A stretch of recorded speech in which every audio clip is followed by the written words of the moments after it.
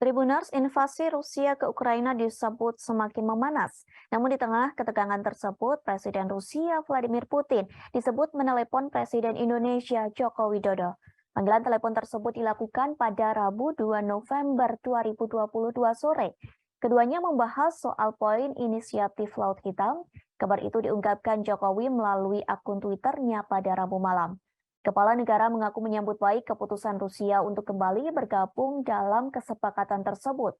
Sebelumnya, Jokowi mengatakan ia optimis kesepakatan perdagangan gandum antara Rusia dan komunitas internasional akan dimulai kembali.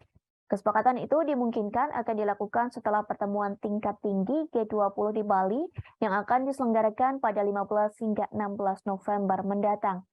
Jokowi menyebut apabila persoalan ini tidak diselesaikan, dunia akan mengalami kelaparan. Akibatnya, warga akan banyak yang meninggal dunia. Sementara beberapa waktu lalu, Putin menarik diri dari pengiriman biji-bijian di Laut Hitam.